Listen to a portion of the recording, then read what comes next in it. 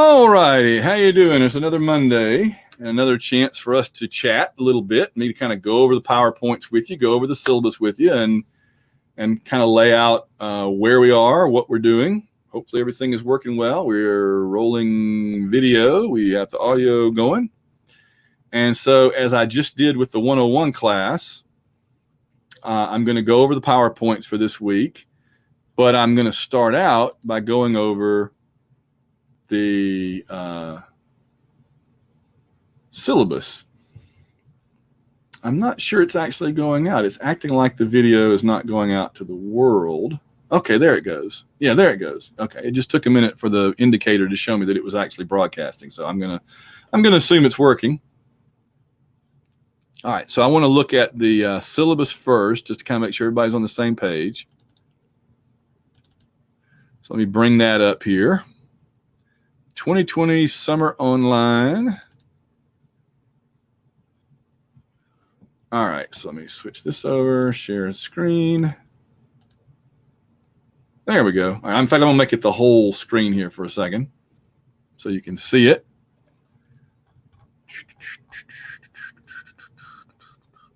Okay, so last week we went over Reconstruction and we went over the Growth and Transformation of the U.S. Part 1. So today I'm going to go over the Growth and Transformation of the U.S. Part 2, which is Part 3 of the PowerPoints. I know that's confusing. I should really change how I describe it. Part A and Part B maybe would be better. And that's where the first exam ends. So about halfway through what we cover today, I will say, all right, here is where the first exam ends. And then we'll go on and start the next part. The first exam will go up after next Monday. And the reason I'm not putting the first exam up now is because I want to be able for you guys to see what I talked about today and then have time to ask me questions before the exam goes up, including on here again. So on Monday a week from now, right? On Monday a week from now, I will say, do you have any questions or thoughts or anything about the first exam?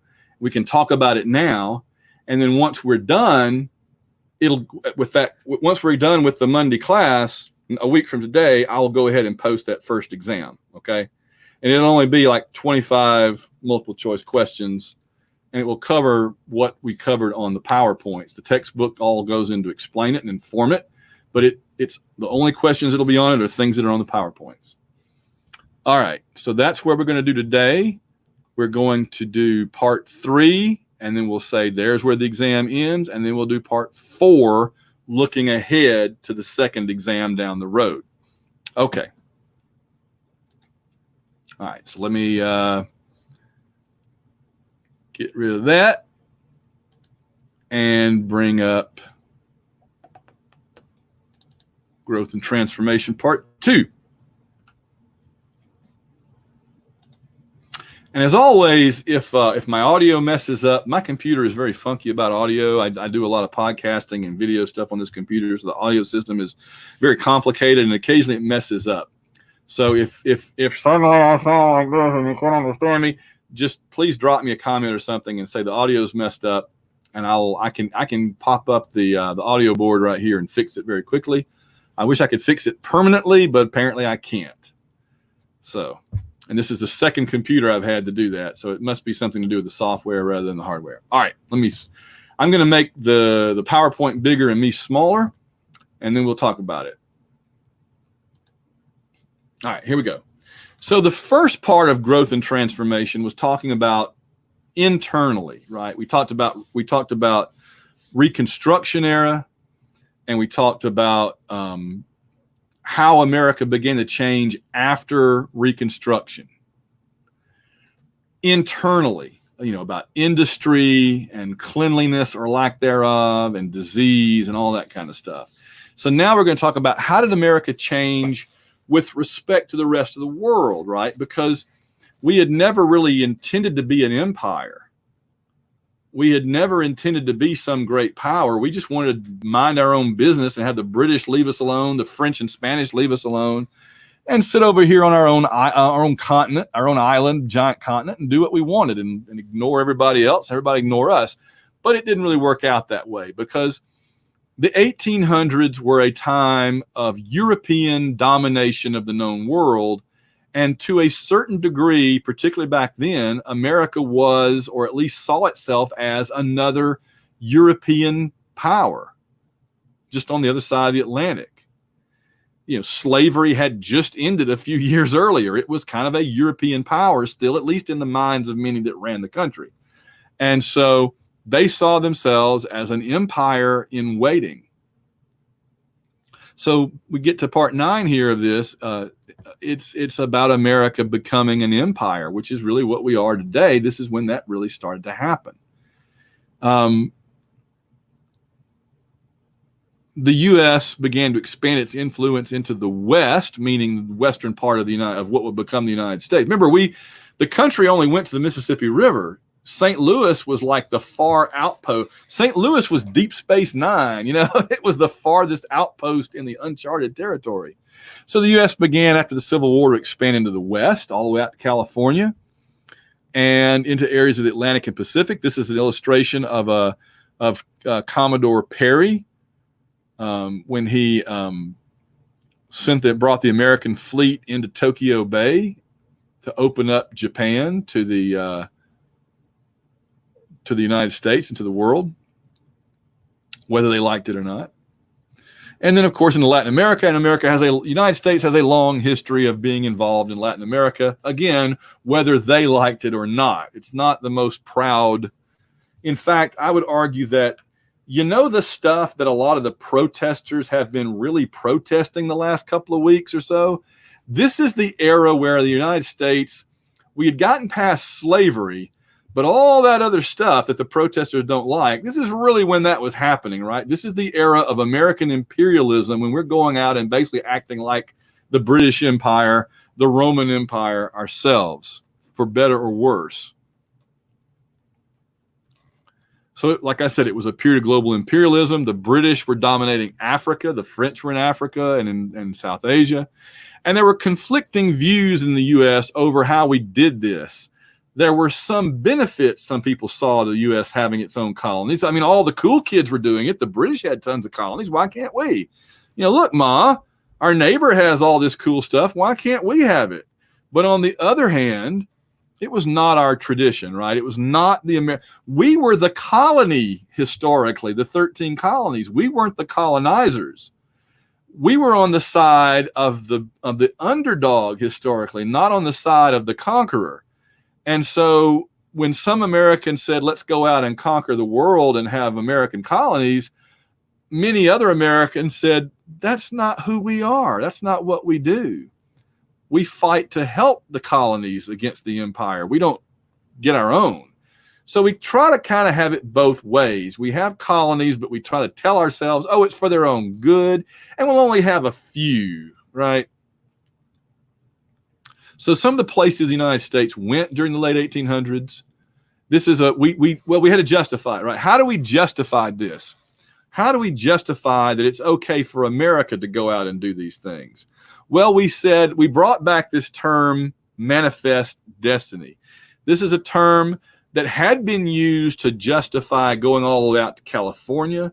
It is now used to justify going into the Caribbean and the Pacific. What it kind of meant was, it's a funny way of saying it, but what manifest destiny really kind of means is this idea that we are the most Christian, good people, and so God Almighty himself has decreed, in our opinion, that we have the right, we have the God-given right to conquer all this land and all these people and make them do what we say because God said so, and we're on God's side and they're not, and so we're right and they're wrong. That's manifest destiny, to which the Native Americans and the Filipinos and the Latin Americans all said, well, who said you're right and we're wrong? And we said, we do. Might makes right. We have a bigger army. We have bigger guns. We win. That's manifest destiny. Not something we're particularly proud of, but that's how it played out. One of the things we grew into in the Pacific area was Alaska. We purchased Alaska. Now, this was actually a good thing in some ways. You might think we bought it from Canada. No. In fact, Russia controlled Alaska. And honestly, the thought of the Russians extending all the way across the northern part of Europe and Asia, and then look how far down they went, all the way to there. They're almost to Seattle. You know, people don't realize Canada is the second biggest country in land in the world. Second biggest in land. Not in people, they're barely bigger than New York City, but in land, Canada is second only to Russia. And yet they hardly have any Pacific coast because Alaska has all their coast. This arm of Alaska that reaches down towards Seattle and Vancouver. What was happening, the Russians were trying to get the land on the coast of North America all the way down to like Panama. The Russian plan was to control Russia and then Alaska, and then all the way down the West Coast through California, Washington, Oregon, all the way down to Central America. That was the Russian plan, to kind of encircle the Pacific. And the Russians kind of ran out of steam, ran out of money. And so the U.S. bought Alaska from them, and thank goodness. Can you imagine Russian military forces there during the Cold War? Whew, it's pretty horrifying. Okay, so 1867. We found gold there in 1897, which worked out pretty well. And later, of course, we find oil, crude oil. So Alaska kind of pays for itself in that way. It became a state in 1959. I mention that now because this is pretty much the last time I'm going to talk about Alaska. So 1959, it became the 49th state. In 1898, the United States had become such a power that we ran into conflict with another famous global power. Now, the Spanish had been a major world power. It's hard to imagine that today, right? Today, Spain seems like a pretty low, light featherweight division fighter. We're the super heavyweight. They're kind of, But remember the Spanish Armada, the Spanish Empire that almost overran England back in the 1600s, 1500s. The Spanish had been a big, mighty empire. What the world didn't fully appreciate was that their empire was in great decline by the 20th century, by the end of the 19th century. So the United States was on the way up like this. Spain was on the way down like that. And we crossed paths at that point over. Spain controlled Cuba and Puerto Rico close to Florida. And Spain controlled the Philippines off the coast of China. Philippines are an archipelago of islands off the coast of China. In fact, the Spanish had controlled the Philippines for so long, the name of the country is the Philippines, named after King Philip of Spain. So the United States media at that time was just newspapers. There was really no radio, no television, no internet, nothing like that. It was just newspapers. Newspapers were a huge, huge deal in the late 1800s. And so they wanted to sell as many papers as they could. And so they started promoting this war because war sells papers. There's an incident, but we still hadn't gone to war with Spain yet until we put a U.S. battleship, the Maine, in Havana Harbor, Havana, Cuba, which was controlled at the time by Spain. And one night, that U.S. battleship, the Maine, exploded. There's the Maine before and after. And it led to my favorite battle cry. I mean, people say, remember the Alamo, but remember the Alamo doesn't have much of a ring to it, honestly. Whereas after this, people said, remember the Maine, to hell with Spain. It rhymes, it's got cussing. How can you go wrong with remember the Maine, to hell with Spain? So the United States, we do attack the Spanish in Cuba and Puerto Rico, famously with Teddy Roosevelt. We'll get to that. But we also send the Pacific Fleet over and blow the crap out of the Spanish in the Philippines. This is the U.S. Navy coming into the Philippines, Manila Harbor, and blowing up the Spanish Navy. So we defeat the Spanish in 4 months, and we took Cuba, Puerto Rico, and the Philippines. The U.S. was now considered a major power. Theodore Roosevelt had not been president yet. He was about to become vice president after this. He led the Rough Riders in Cuba. There's a whole bunch of stories there I don't have time to go into. In fact, they left their horses in Florida, and so they were the Rough Walkers. A lot of food. In fact, more American soldiers in this war died of food poisoning than died of being killed by a Spaniard. In fact, more Americans died of being killed by our Filipino allies than died of being killed by the Spanish. Again, there's a whole bunch of stories there you can read about. I don't have time to go into it right now. The one famous one, though, is when the U.S. forces surrounded the Spanish base in the Philippines. The U.S. ordered the Spanish to surrender, and the Spanish commander came out for a parley under a white flag. And he said, I can't really surrender like this. We haven't even fired a shot. I'd be humiliated. I wouldn't, I'd be court-martialed. And so the Americans were like, okay, well, tell you what, we'll all fire our guns straight up in the air for 5 minutes, and then you surrender. And the Spanish were like, okay, sounds good. So the battle between the American and Spanish forces in the Philippines consisted of everybody firing their guns straight up in the air for 5 minutes. I'm sure somebody got killed by a bullet coming back down and hitting them in the head, but otherwise it was a pretty funky battle. What really happens bad, though, is that in the Philippines, there's what's called the Philippine insurrection after the war. The Filipinos wanted to be free. They wanted freedom from the Spanish. And they assumed when the U.S. came over and started fighting the Spanish that we were fighting to help them. But as soon as the Spanish were defeated, the Filipinos are like, thank you, America. God bless America. USA, USA. Your ships are right down there in the harbor. Have a good trip back to America. You're our best friends. Amen. Yo, USA. And the United States said, no, we're not leaving. You're now our colony. And the Filipinos said, and there's a war between the Philippines and the United States because we wouldn't leave them alone. And it was called the insurrection because we won. If it had been won by the Filipinos, it would be called the Philippine War of Independence. But because they lost, it's called insurrection, which is like a rebellion. And General Blackjack Pershing was sent over there, and he was brutal, used some of the same tactics we would use later in Vietnam. It was an ugly war, and we put the Filipinos down and forced them to be our colony for quite a while, until 1946 when we grant them independence. But even then, they were still kind of under our foot. We had an Air Force base there, Clark Air Base. We had Subic Bay Naval Base. So it's like, O'Fallon is independent of the Air Force, but if what you call an Air Force base, Scott Air Force Base wasn't there, it wouldn't be there. And it's the same thing here. The U.S. military basically ran the Philippines for years, even though they were supposedly independent. They had a dictator. All right, so there's the Philippines. I don't know why that picture takes long to come out. Okay, quickly, the U.S. grabbed Hawaii in 1898, became a state in 59 after Alaska, so it's the 50th state, Hawaii 5-0. We get Cuba for a while, but it's gradually granted independence. It was Vegas before Vegas. They had casinos, beaches, and everything. Americans went to Cuba to have a good time and party.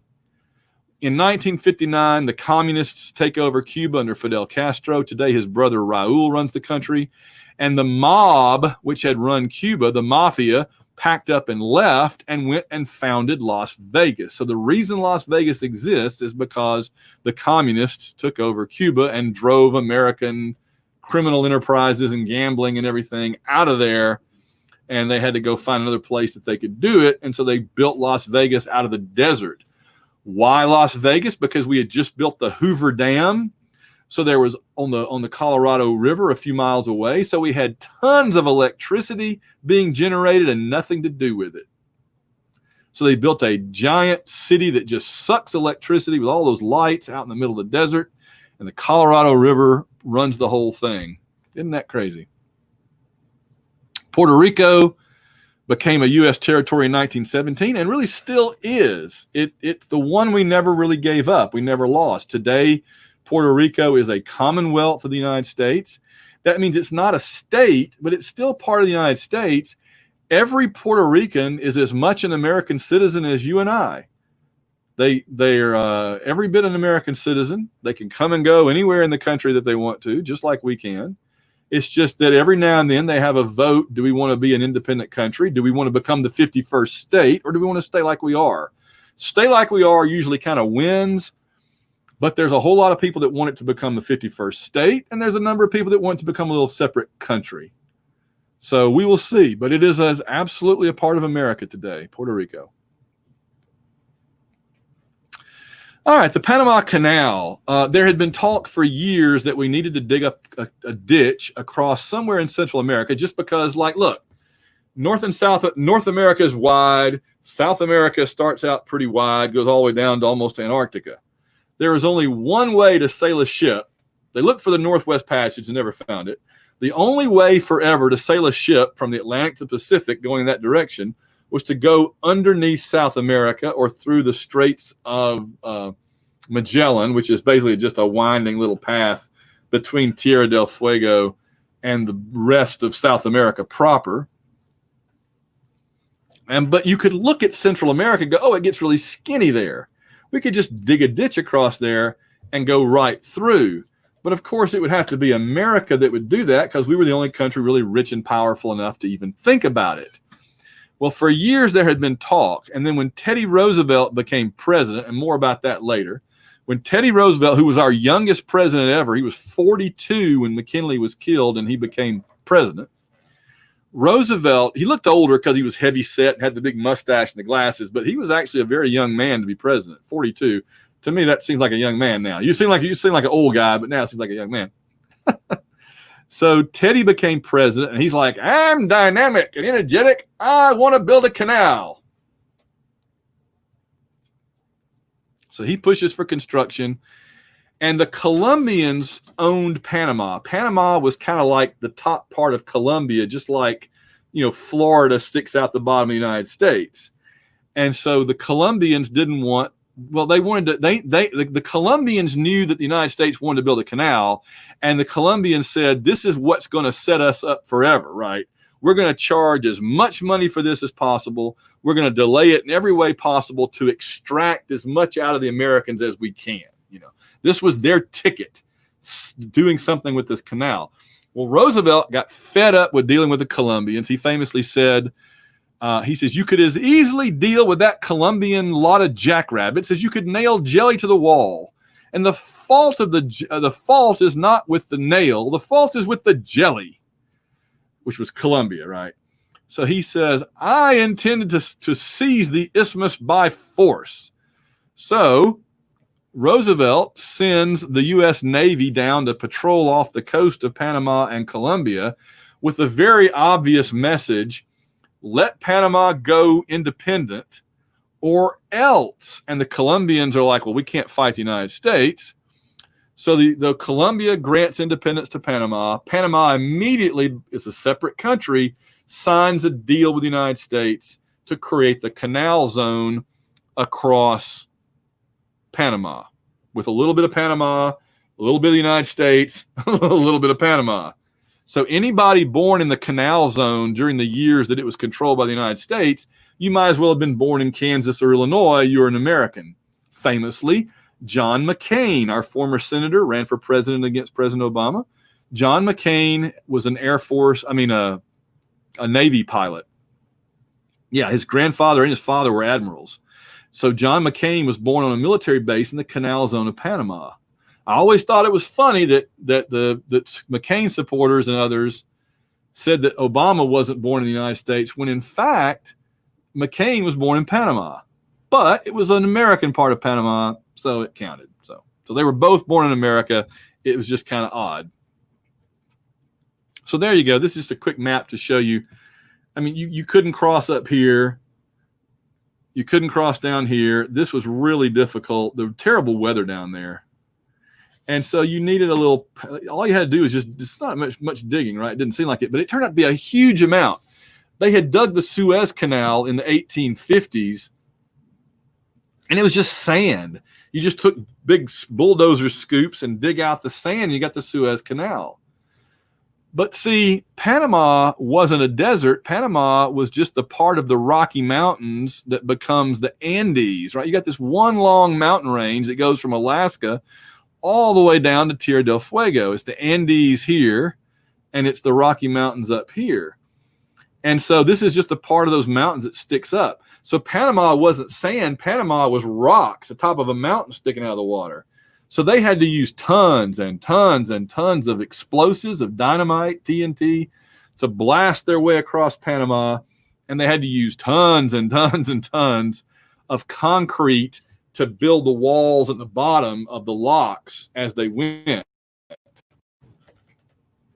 So today, here's the canal right through there. It actually kind of runs back. You know, you're sailing this direction, and then you go through the canal, and then you're sailing that way again. So it cuts right through there. And there's one of the sets of locks, because, let me switch to me for just a second, and I'll explain what I mean. Panama is shaped like that if you cross-section it.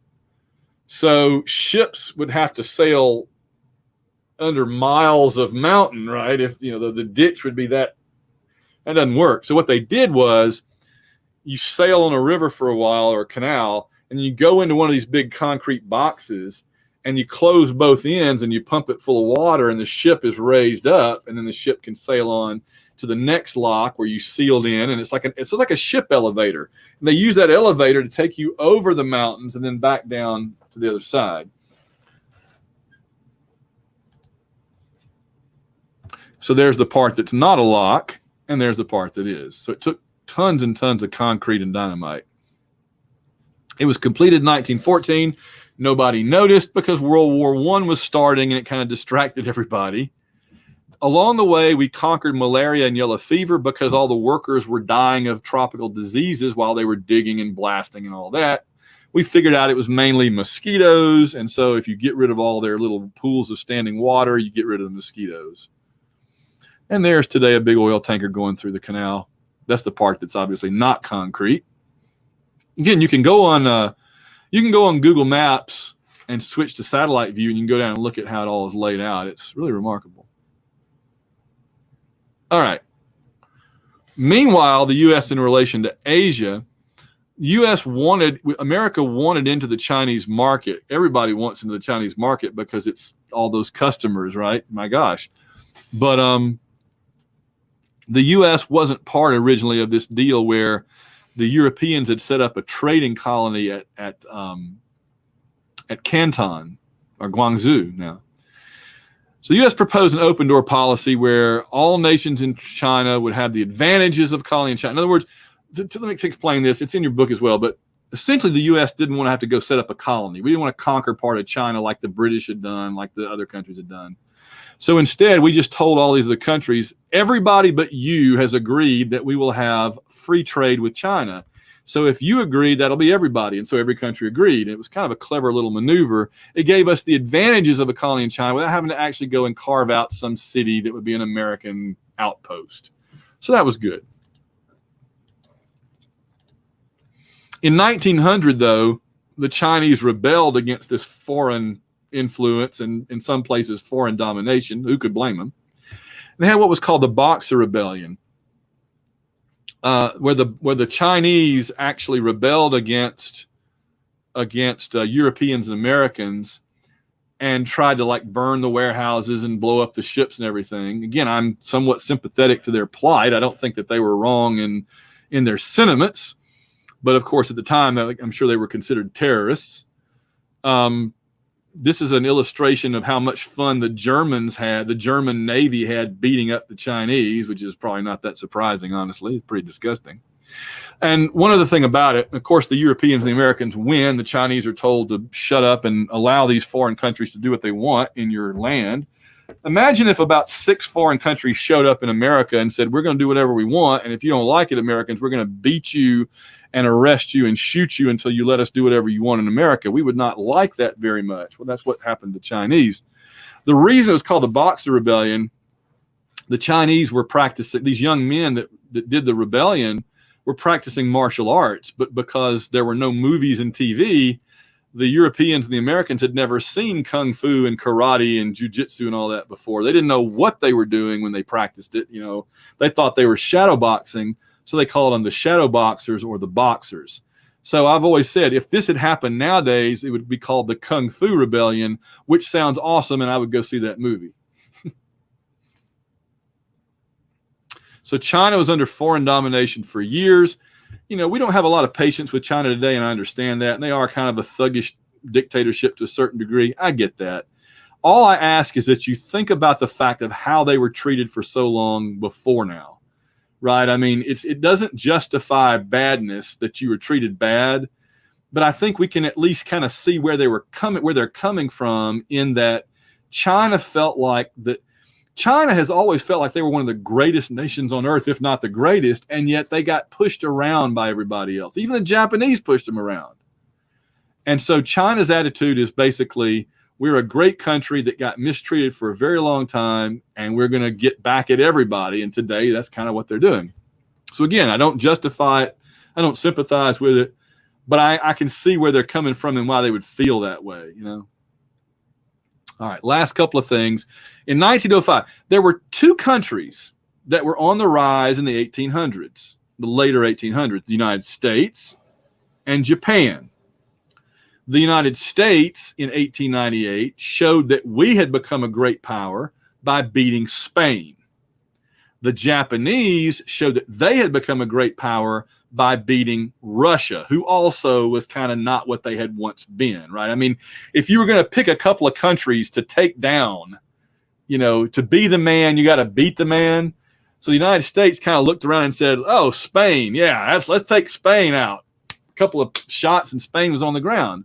Russia wasn't much better, right? So the Japanese took the Russians out pretty quickly with their navy, and it really signaled that Japan was a major power. And this was interesting too, because while the United States defeating Spain was kind of shocking to countries, again, the United States was still considered a kind of European power at that time, right? We were kind of like Britain West, Britain that had gone over to the other side of the ocean at that time, okay? Whereas Japan was an Asian country, and no Asian country had ever kicked the crap out of a European country before. It was considered unbelievable, unthinkable. Don't laugh, the Vietnam War is coming later, okay? But the Japanese kicked the crap out of Russia, and in fact, in the peace negotiations that followed, signal the rise of Japan, possible threat to the U.S. Yeah, this is when the United States started looking at Japan and going, those fellas are pretty tough, man.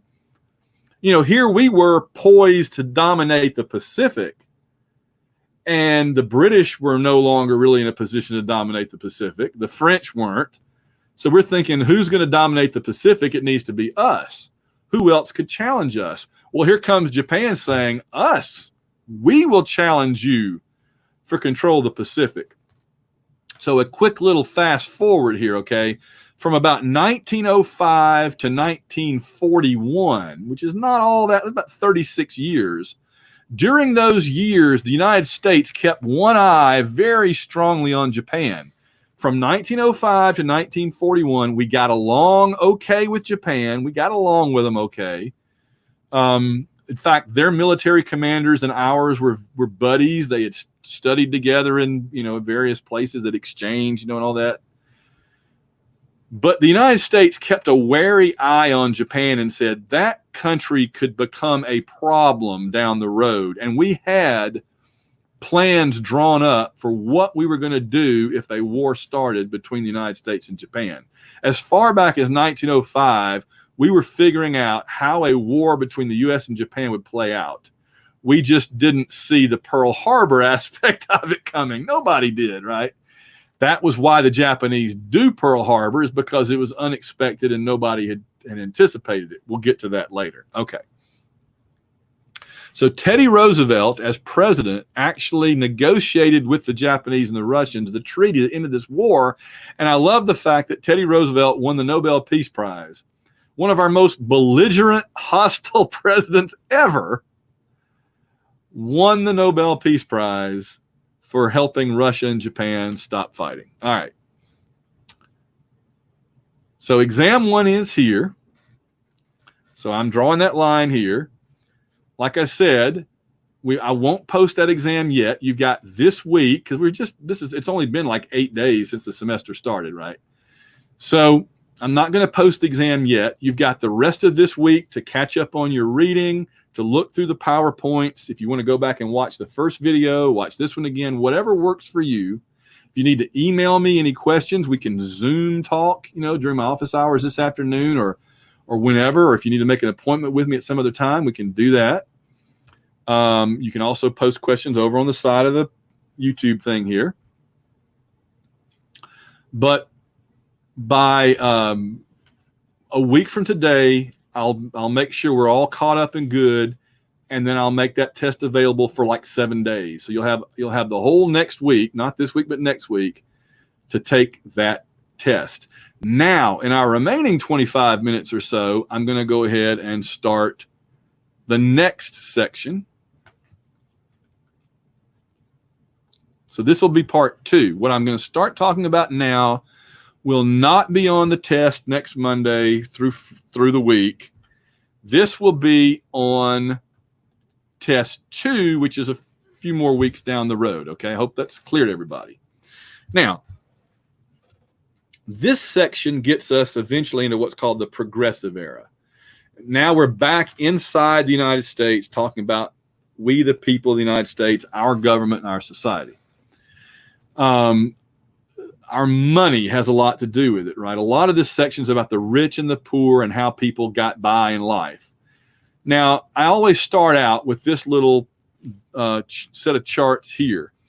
This chart asks, Duke University and Harvard Business School did a survey of people all over America, and they said, how would you like the money, the wealth in this country divided?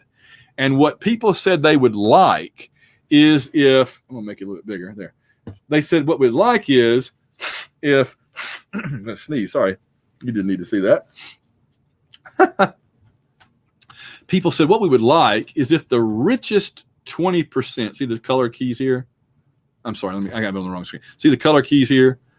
Okay, they said we would like the richest 20% to have this much of the money. We would like the next richest 20% to have this much.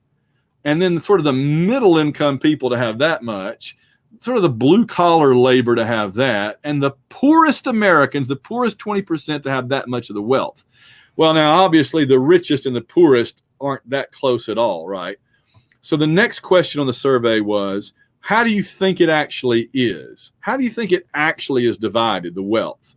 And people said, I think it's probably divided like this. The richest 20% have probably 60% almost of the wealth. And then the next 20%. So that means that 40% of Americans, they said, had this much of the wealth, and 60% of Americans had this much of the wealth. And that meant that probably the poorest 1/5 of Americans only had that much. Now, in the classroom, what I always do here is say, do you guys think this is accurate? Is this how it actually is? And most people shake their heads and say, no, I bet even that is not accurate. Here is how it actually is, and this should blow your mind, okay? The richest 1/5 of Americans have this much of all the wealth in America. About 85%. About 85% of all the money is in the hands of 20% of Americans. The poorest Americans, you can barely even see their block. And almost half, okay, almost half of all Americans have the 2 blue shades. So this is a little over half, and this is a little under half. Or you could look at it as 6 out of 10 have this much, and 4 out of 10 have this much. So when people talk about the 1% and the super wealthy and the division of wealth in this country, that is a problem. That's what they're referring to, right? That's where it becomes an issue. That's a recipe for the French Revolution, the Russian Revolution. That's not good. You really don't want things to be that way. All right. Again, any questions or comments, drop them in there and I'll go back and address them. Meanwhile, let's roll on through this part a little bit. Discontent and reform. So before we have the progressive era, we have what's called the rise of populism. And populism is still around with us today. In fact, and again, I have no political agenda here. I'm just stating it for you for the record, and you can by all means research all that you want and see if you agree with me or not. But I would argue that, for example, Donald Trump and his approach to politics is populism. It's not conservatism, right? I know that the conservatives are the ones that support him currently, and I understand that. because he's helping them with things like federal judges and things. But there's not a lot of conservatism in his policies. It's much more populist, right? When he talks about getting rid of illegal aliens, that's a very populist idea that foreigners are causing the problems. When he talks about having a trade war with China, that's not a conservative ideal, believe me, far from it. That's a populist idea that the little people are being hurt by the foreign. Again, populism kind of says foreigners are hurting the little people of America, right? So you build a wall, you have a trade war. These are things that you do if you're a populist. Okay, that's why, for every Republican who's kind of like a good old boy from Alabama that likes the Trump approach, that's a populist approach, there's a kind of a Mitt Romney Republican that doesn't like it because Romney's an actual classical conservative. I'm not saying that's better or worse, don't get me wrong. I couldn't care less. That's up to you how you feel about it. I'm just saying that populism and conservatism are not the same thing. And there's some bleed over right now. I mean, Donald Trump could have run as a Democrat and be doing all the same things he's doing right now, except appointing more liberal judges, for example. But everything else he's done would equally well go on the Democratic side. If there were enough Democrats that were against, illegal aliens or against Chinese, tariffs and stuff, then you could do it that way too. Okay, so that's what populism is. Populism is appealing to the grassroots people, the poor, the less educated largely, on the grounds that there's an enemy out there that's messing with you and I'm going to protect you from it. Huey Long was a populist. Trump is a populist. There have been quite a long line of them. It's just one approach to governing. So the rise of populism goes back to the late 1800s, this time we're talking about, as the farmers were the ones that were complaining because the soil was getting exhausted. There was overproduction. That's why it was getting exhausted. Natural disaster, things like the Dust Bowl, when the storms would come through and blow away the topsoil and you're left with a desert, the Great American Desert. And the government really back then was tiny and wouldn't do anything. And in fact, this introduces a topic that we'll be talking about pretty much the rest of the course, okay? And that is how much government should be doing. How big should government be? I don't turn this into a political science course. I teach that separately if you want that. But what I'm going to do is we're going to look at how it actually through history has played out. And then hopefully you can make some decisions for yourself as where you want it to go in the future, right? So we will look at how big the American government has been over the years, what it could and couldn't do during those times because of it was big or small, and what it could have done if it was bigger or smaller or not done, and that kind of thing, right? So we're going to look at how it's played out over time. In the late 1800s, all the way up into the 20th century, the federal government was very, very small, and it didn't do much. The federal government didn't think it was its job to do a whole lot of stuff. It left a whole lot of things up to the states to do for themselves. The federal government basically put together an army or a navy when they needed to, and it didn't even have income tax until the 20th century. More about that later. Okay, so the government didn't really do anything to protect the farmers because government didn't think that was its job, right? Today, we think the government's job is to do all kinds of stuff like that. If there's a hurricane, the government better get in there and fix things and hand out money. But back then, if a hurricane hit, the federal government would be like, oh, that's too bad. Well, good luck. That's just we would be horrified by that today, unless you're a really big, small government person, right? If you're a libertarian or populist small government person, you probably think that sounds like paradise and you wish that would come back now. And I understand that. I get it. But for most people, they want the federal government. I think most people say, if I've got to pay all this tax, I want the tax to come back and do things for me when I need it, right?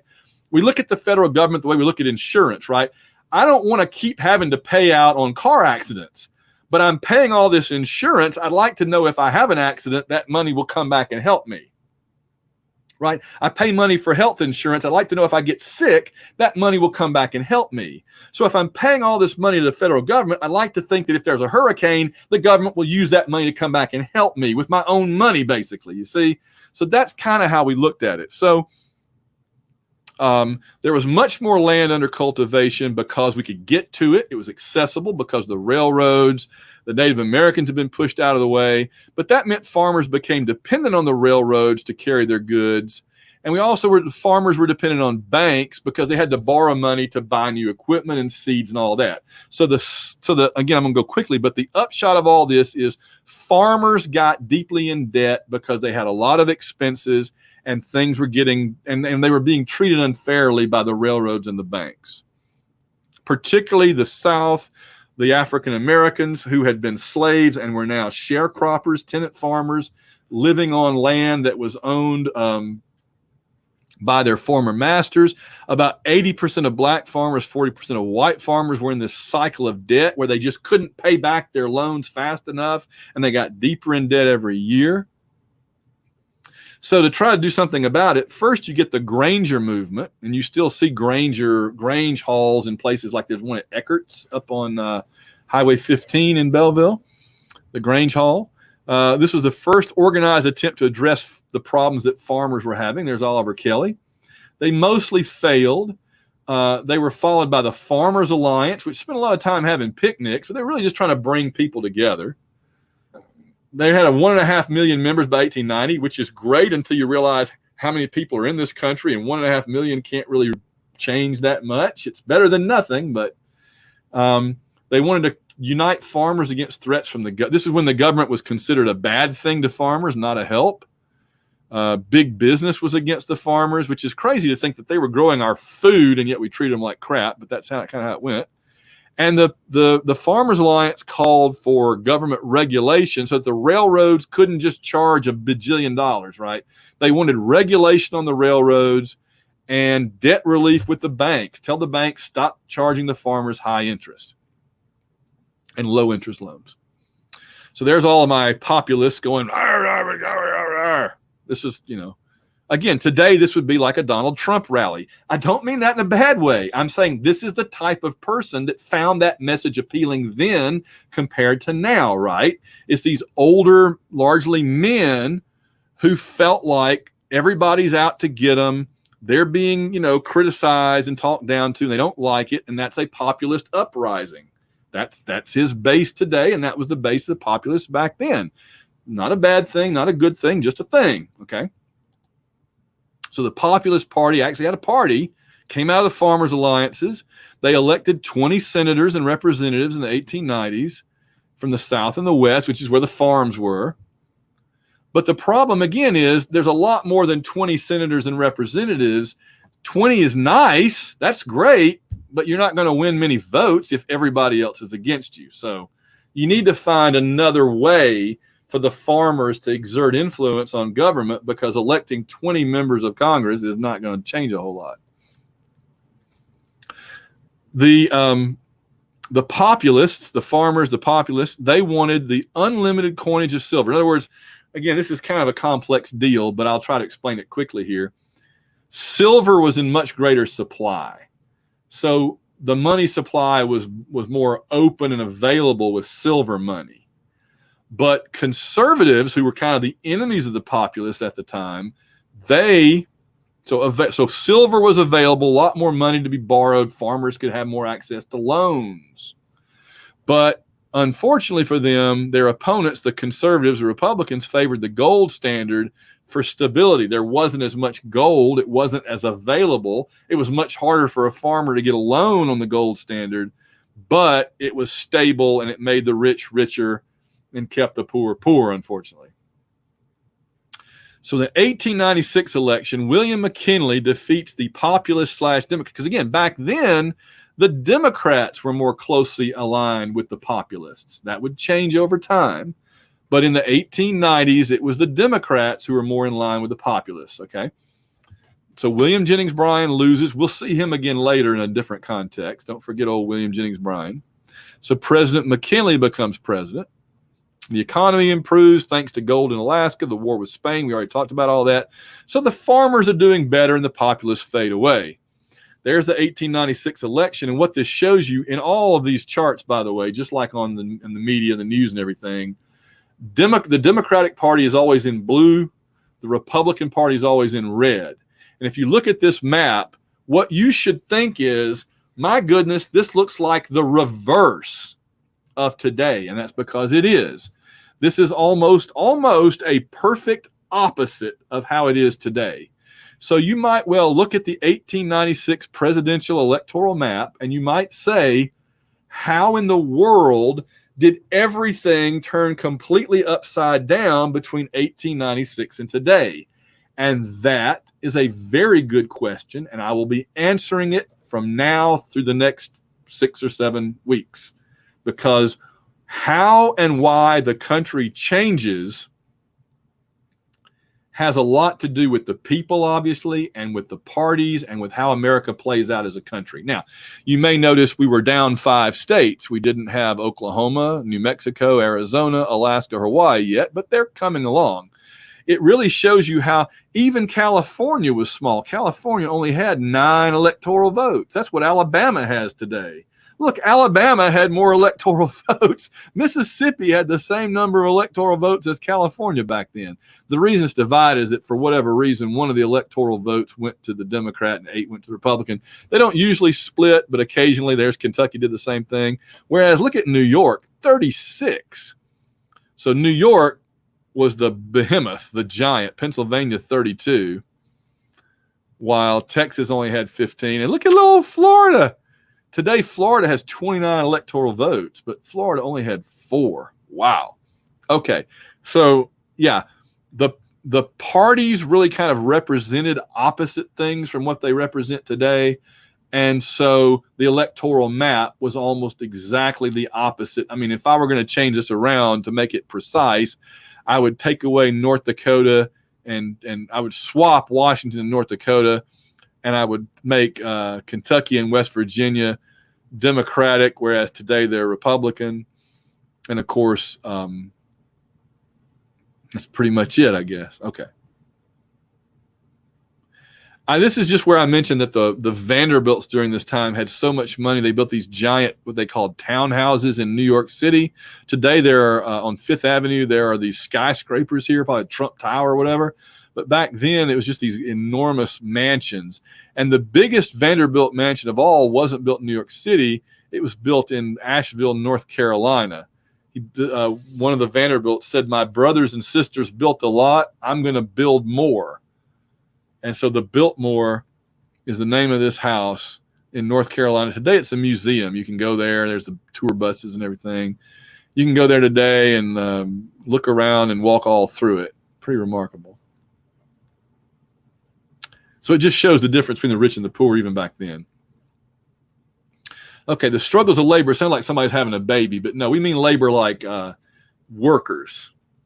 I'm going to sneak a peek here right quick and see if I need to finish or if I'm planning on continuing over. I need to print out a copy so I don't have to keep doing this. I just haven't printed it out yet. Discontent and reform, progressives and okay, so let's see. We'll get in as much as we can. All right, we'll get in as much as we can. So low wages, long hours, hazardous conditions. That was how it was for immigrants coming over trying to get jobs in industry. Technological improvements meant that there was not a much.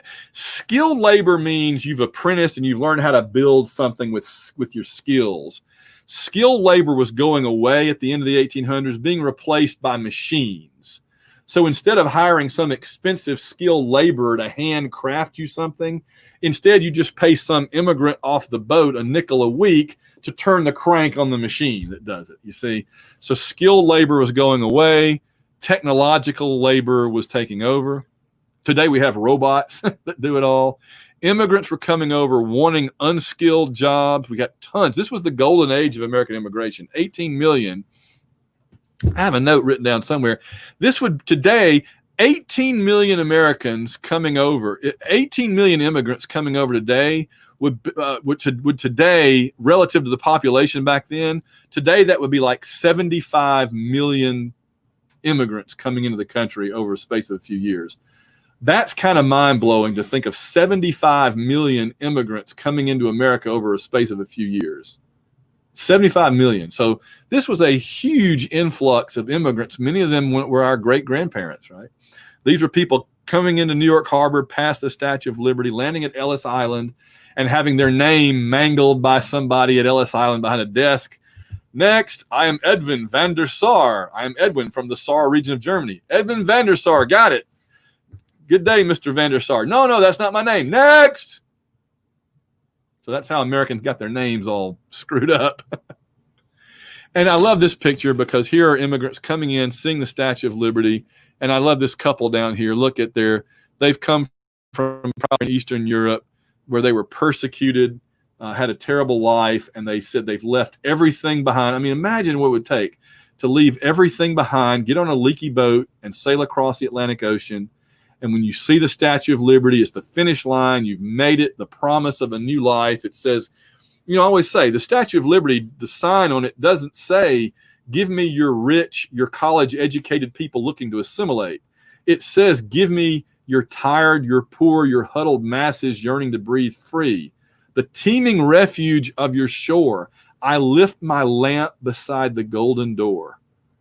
I mean, it just gives me the chills. And look at their faces. I mean, they just can't wait to become Americans and be part of our country. And it's just awesome. Business, of course, favored over labor back then by the state and the government, by the courts. John D. Rockefeller, an example, a guy that had so much money and was so cruel. He believed in survival of the fittest, social Darwinism, meaning if I'm rich, I deserve it. And if you're poor, you get what you deserve. And I wouldn't spit on you. You had child labor. The U.S. had the highest job-related fatality rate in the world with all this child labor crawling around inside the machines and everything. Worse for children. This picture absolutely breaks my heart, and it explains why my politics are what they are, because I have a little girl, and the thought, I mean, look, this is her life, right? She gets up in the morning, and this is her life. Is she playing with her dolls? Is she on the internet? Is she playing with her iPad or whatever? No, she's there all day running these machines for a penny or something, and that is her life, and she probably will die young.